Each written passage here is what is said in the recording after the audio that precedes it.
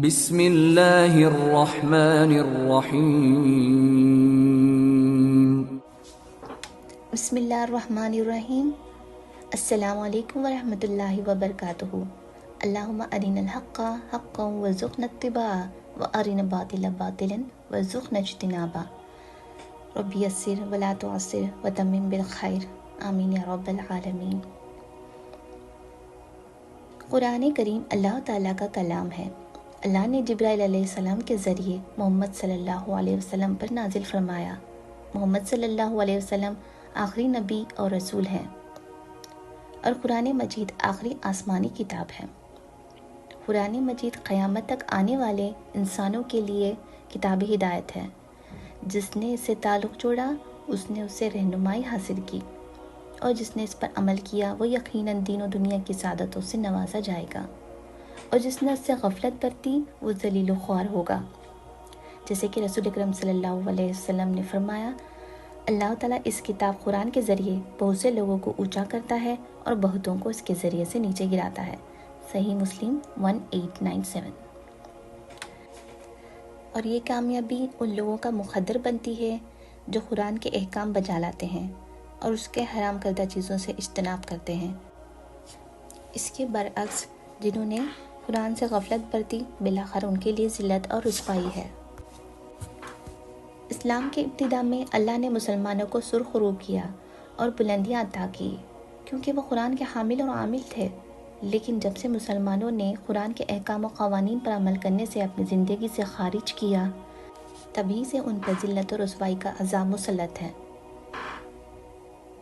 قرآن کو تدبر اور غور و فکر کے ساتھ پڑھنا چاہیے۔ جب تک قرآن کے معنی اور مطلب کو نہ سمجھا جائے، اللہ کے پسند ناپسند کا علم نہ ہو، تب تک قرآن کو پڑھنے کا اصل مقصد حاصل نہیں ہو سکتا۔ ثواب تو قرآن کی تلاوت سے بھی مل جائے گا، لیکن اصل مقصد تب پورا ہوگا، تبدیلی اس وقت آئے گی جب ہم اس کو سمجھیں گے، اس پر عمل کریں گے۔ ایک حدیث میں ہے، رسول اکرم صلی اللہ علیہ وسلم نے فرمایا، جس نے کتاب اللہ کا ایک حرف پڑھا اسے اس کے بدلے ایک نیکی ملے گی، اور ایک نیکی 10 گنا بڑھا دی جائے گی۔ میں نہیں کہتا الف لام میم ایک حرف ہے، بلکہ الف ایک حرف ہے، لام ایک حرف ہے اور میم ایک حرف ہے۔ جامع ترمذی 2910۔ ایک اور حدیث میں ہے، حضرت ابو امامہ رضی اللہ تعالیٰ عنہ نے حدیث بیان کی۔ انہوں نے کہا، میں نے رسول اکرم صلی اللہ علیہ وسلم کو یہ فرماتے ہوئے سنا، قرآن پڑھا کرو، کیونکہ وہ قیامت کے دن اپنے ساتھیوں پڑھنے والوں کے لیے سفارشی بن کر آئے گا۔ صحیح مسلم 1874۔ سبحان اللہ، قیامت کے دن ہمارا ساتھی قرآن ہوگا۔ ایک اور حدیث میں ہے، حضرت عقبہ بن عامر رضی اللہ تعالیٰ عنہ سے روایت ہے، انہوں نے کہا، رسول اکرم صلی اللہ علیہ وسلم گھر سے نکل کر تشریف لائے، ہم صفحہ پر موجود تھے۔ آپ نے فرمایا، تم میں سے کون یہ پسند کرتا ہے کہ روزانہ ادھان یا عقیق کی وادی میں جائے اور وہاں سے بغیر کسی گناہ اور خطا رحمی کے 2 بڑے بڑے کوہنوں والی اونٹنیاں لائے؟ ہم نے عرض کی، اے اللہ کے رسول، ہم سب کو یہ بات پسند ہے۔ آپ نے فرمایا، پھر تم میں سے کوئی شخص صبح مسجد میں کیوں نہیں جاتا کہ وہ اللہ کی کتاب کی 2 آیتیں سیکھے یا ان کی قرات کرے، تو یہ اس کے لیے 2 اونٹنیوں کے حصول سے بہتر ہے، اور یہ 3 آیتیں 3 اونٹنیوں سے بہتر، اور 4 آیتیں اس لیے 4 سے بہتر، اور آیتوں کی تعداد جو بھی ہو اونٹنیوں کی اتنی تعداد سے بہتر ہے۔ صحیح مسلم 1873۔ ایک اور حدیث میں ہے کہ حضرت ابو سعید خدری رضی اللہ تعالیٰ عنہ نے حدیث بیان کی کہ حضرت اسید بن حضیر رضی اللہ تعالیٰ عنہ ایک رات اپنے باڑے میں قرات کر رہے تھے کہ اچانک ان کا گھوڑا بدکنے لگا۔ انہوں نے پھر پڑھا، وہ دوبارہ بدکا، پھر پڑھا، وہ پھر بدکا۔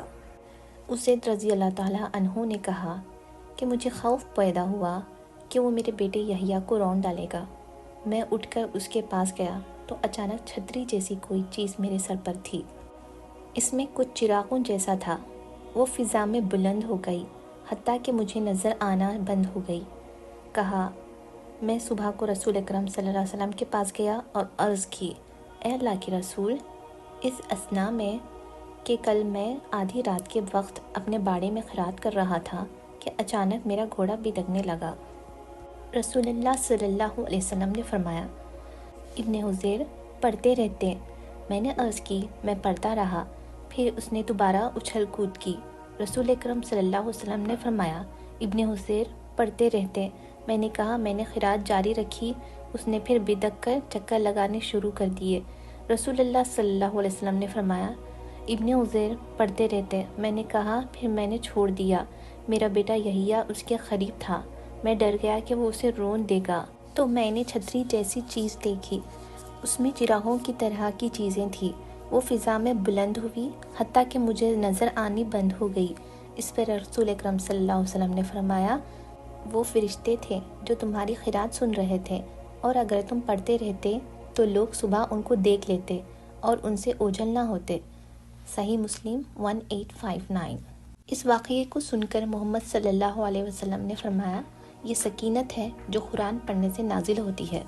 قرآن کے اور بھی بہت سی فضیلتیں ہیں جس کو جتنا بھی بیان کروں کم ہے۔ میں ویڈیو کو مختصر رکھنا چاہتی ہوں، اس لیے اب آپ سے الوداع چاہتی ہوں۔ انشاءاللہ نیکسٹ ویڈیو میں ہم سورہ فاتحہ شروع کریں گے۔ مجھے اجازت دیں۔ السلام علیکم ورحمۃ اللہ وبرکاتہ۔